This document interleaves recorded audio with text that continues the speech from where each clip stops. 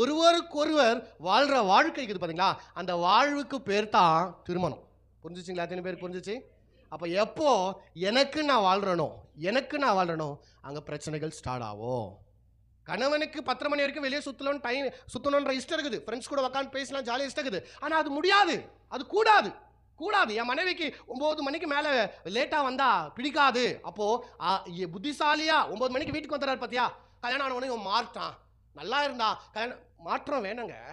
சில பேர் சொல்லுவாங்க, நான்லாம் மாற மாட்டேன், பொண்டாட்டி அடுத்து யாரும் வரட்டும், என் இஷ்டத்தான் வாழ்வேன். அது நல்ல வாழ்க்கை இல்லவே இல்லை. ஒரு எவ்வளோ பெரிய ஊர் சுத்தனா இருக்கட்டும், எங்க ஊர் சுத்துறவனா ஃப்ரெண்ட்ஸ் இருக்கிற எவ்வளோ பேர்னா இருக்கட்டும், ஆனால் கல்யாணம் ஆச்சா மனைவி அந்த அந்த அந்த மனைவி கொடுக்க வேண்டிய இடத்த கொடுக்க வேண்டும், குடும்பத்துக்கு கொடுக்க வேண்டிய இடத்த கொடுக்க வேண்டும், ரெஸ்பான்சிபிலிட்டி எடுத்துக்கொள்ள வேண்டும், வேலைக்கு போகணும், சம்பாதிக்கணும், குடும்பத்தை காப்பாற்றணும். அவன் தான் நல்ல கணவன். சில ஃப்ரெண்ட்ஸ் பேச்சுலலாம் இருக்கும் பேச்சுலலாம் சொல்லுவாங்க பாருங்க, நல்லா இருந்தா கல்யாணத்துக்கு முன்னாடி எங்க கூட ஜாலியாக சுற்றுவான், எங்கே வேணாலும் வருவான். இப்போ பார்த்தேன் இவன் வந்து பொண்டாட்டி தாசன் ஆகிட்டான். கல்யாணம் ஆனவன பொண்டாட்டி அது தாங்க கரெக்டு. கல்யாணம் ஆகிட்டு பொண்டாட்டியும் பிள்ளைங்கள விட்டுட்டு ஊர் சுற்றி இருக்குது, அது கரெக்டுன்னு நினைக்கிறீங்களா நீங்கள்? நியாயம் நினைக்கிறீங்களா நீங்கள்? அது நியாயமே இல்லை, அது தப்பு, அது தவறு. அப்போது ஒருவருக்கொருவர் வாழ்கிற வாழ்க்கை இருக்குது பார்த்தீங்களா, அது ரொம்ப முக்கியம். மனைவிக்கு தெரியணும். சில மனைவிகள்லாம் பாரு ஆவுன்னா அம்மா வீட்டுக்கு கோச்சிங் போயிடுவாங்க. நல்ல குடும்ப பெண்ணுக்கான ஒரு அடையாளம் நினைக்கிறீங்களா? இல்லவே இல்லை பாருங்க.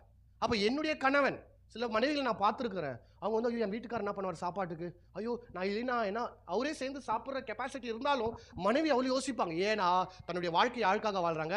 கணவனுக்காக வாழ்கிறாங்க. அப்போ நல்லா புரிந்து கொள்ளுங்க, கடவுள் நியமித்த இந்த திருமண வாழ்க்கை எப்படியாப்பட்டது என்றால், ஒருவருக்கு ஒருவர் வாழ்றாங்க பார்த்தீங்களா. ஒருவர் ஆதாமுக்காக ஏவாள் வாழணும், ஏவாளுக்காக ஆதாம் வாழணும். அந்த வாழ்வுக்கு பேர் தான் திருமணம். புரிஞ்சு? ஒருவருக்கு ஒருவர் வாழ்ற வாழ்க்கை அது ரொம்ப சூப்பரான வாழ்க்கை, இனிமையான வாழ்க்கை பாருங்க.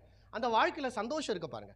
அதில் என்ன இருக்காதுன்னா ஈகோ இருக்காது, அதில் வந்து ஒரு பிரிவினை இருக்காது. ஆனால் எனக்காக நான் வாழும்போது அவங்கள பற்றி கேர் பண்ணுற அந்த மனப்பான்மை வராது. புரியுதுங்களா நான் பேசுகிற காரியம்? ஒரு மனைவிக்காக வாழ்கிற கணவன் என்ன பண்ணுவான்னா, மனைவியோட நல்வாழ்க்கையை பார்ப்பான், மனைவியோடைய நன்மைகளை பார்ப்பான். கேளுங்களேன், ஜாஸ்தி கணவர்கள் வந்து மனைவியுடைய பிறந்தநாள் தெரியாது, மனைவியுடைய முக்கியமான நாட்கள் தெரியாது, மனைவிக்கு என்ன பிடிக்க தெரியாது, மனைவிக்கு பிடிச்ச கலர் தெரியாது, மனைவி என்ன விரும்புகிறாங்க தெரியாது.